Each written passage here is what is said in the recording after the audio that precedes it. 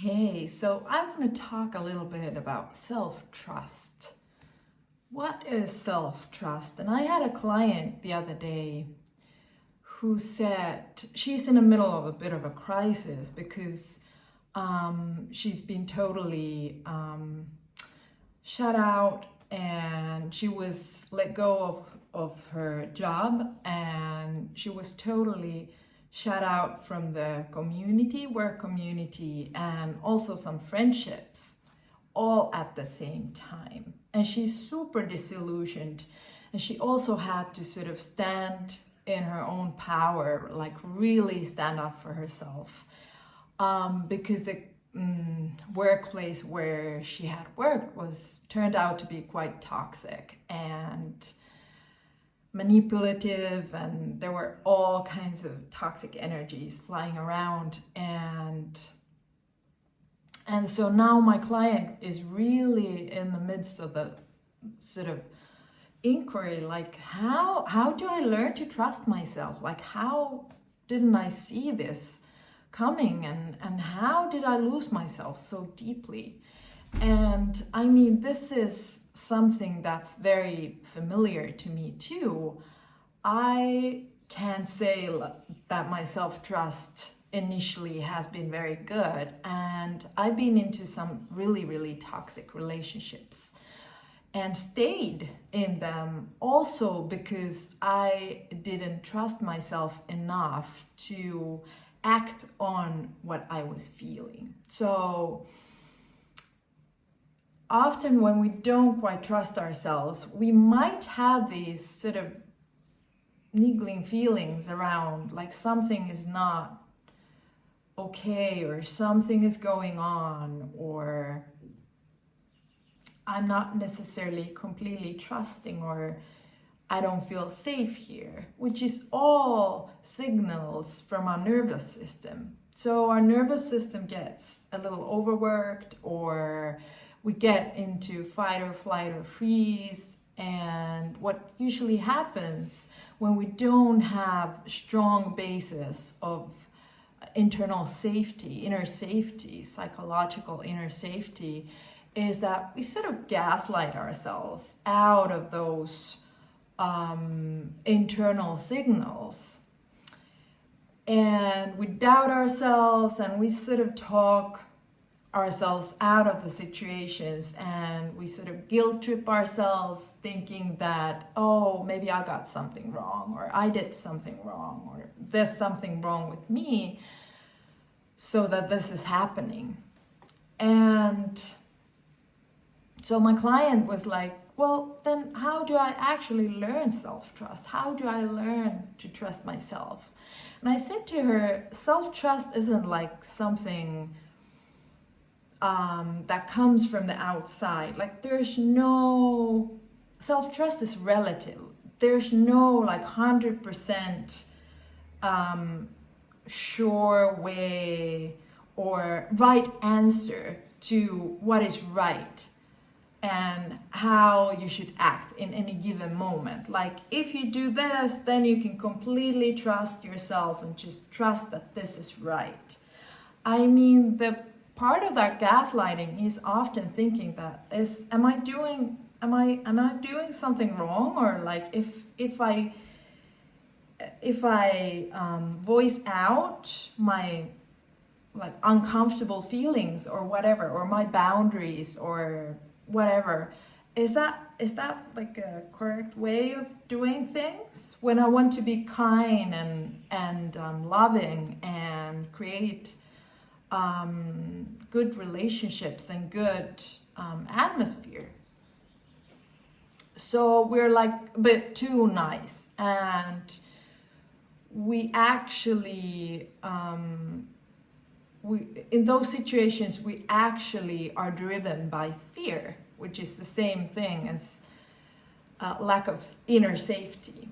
So how do we learn to trust ourselves? It's about learning inner safety and the tools of internal psychological safety. It's all about nervous system regulation, which also helps us to tune in a way where we learn to hear the signals of our nervous system and what happens in our body when our body says yes or no or maybe or and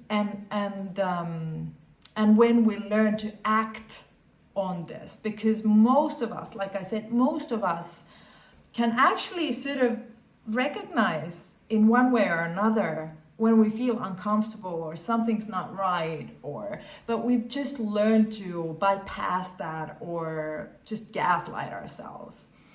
And when we learn the tools of internal safety, we learn nervous system regulation, then we learn how to actually tune in, and then we also learn how to set boundaries better and actually talk about what's going on for us and talk about our needs and the boundaries we might need in any given situation. And therefore we can learn to trust in our own ability to take care of ourselves, because actually what's underneath the self-doubt and not trusting ourselves or life or other people is actually the doubt if we can take care of ourselves, if we can be on our own side lovingly. And that's sort of the core issue, core thing. And when we learn how to actually listen to ourselves and what might be good and compassionate and functional for our own well-being, and when we learn to voice that in a sort of neutral manner instead of us having to pour out all our anger because our boundaries have been crossed, or blame others or project, we can just learn how to voice our needs and also act on them.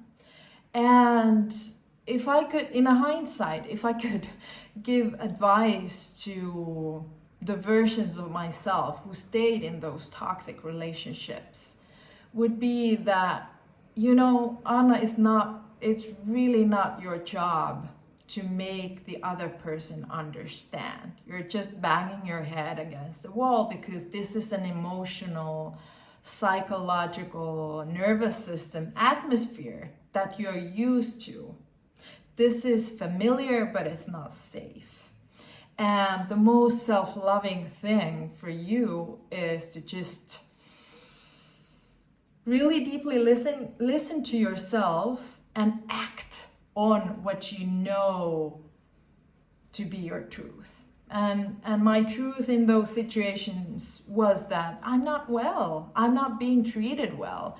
But I was treating myself bad via or by proxy of those other people. And what I've learned since, as I've learned the tools of internal inner safety and really deep self-trust, also because of difficult experiences, where I perhaps made a choice by my intuition and it didn't lead to an experience that my mind was anticipating, but something a bit more challenging, say. So I learned to trust myself, especially in my ability to cope in those situations and to gain the wisdom those situations actually showed me when I was willing to receive the not lesson necessarily. I don't necessarily believe in lessons, but like the compassionate perspective that was available for me in those situations. So I learned to strengthen my boundaries, and of course that's an ongoing process. And I've learned also to trust myself sometimes because I felt other people were perhaps putting me down a little bit or not trusting me, or having a projecting something onto me, or having their own perspective about a situation without a willingness to actually emotionally intimately open it up and talk about it. So I learned how not to gaslight myself. I learned to respect my own internal truth, and without having to polarize the other party or the situation in a way where there was only one truth possible or one right truth. I learned that I can have my own truth, and I am the one responsible in my own life for my own well-being, as are other people in their own lives. And sometimes our truths might collide a little bit, but that doesn't make anyone wrong, but it also doesn't make me wrong. And it doesn't mean that I have to somehow give away my power or give away my well-being or sacrifice something within because something's not working for me. I can just respectfully voice out that this is not working for me and I need to choose something else for myself, and without shaming the other person or without making them wrong. And so self-trust is multifaceted. It doesn't mean that I never doubt myself or that I never have any insecurities. It's rather my ability to hold space for myself and really like contain those feelings and thoughts and emotions in a self-compassionate space where I also don't identify with those doubts or fears or insecurities. And in those situations, in an ever deepening way, I kind of learn to make the distinction between when I'm actually reacting from fear or reacting from that insecurity or that doubt, and when I am actually responding from my heart and that place where I've just welcomed those doubts and fears and insecurities and whatnot, and where I'm responding. I'm not bypassing those emotions, but I'm responding from my heart. And this really is something that we can learn. We can learn out of self-doubt, and we can learn to trust ourselves deeply. But what we really need to be in place is the tools and skills of inner safety. And if this is something that resonates with you and you would perhaps like to work with me around this, you're most welcome to book a session with me. And there are details of my webpage with this video. And I really hope this inspired something within. Thank you for watching.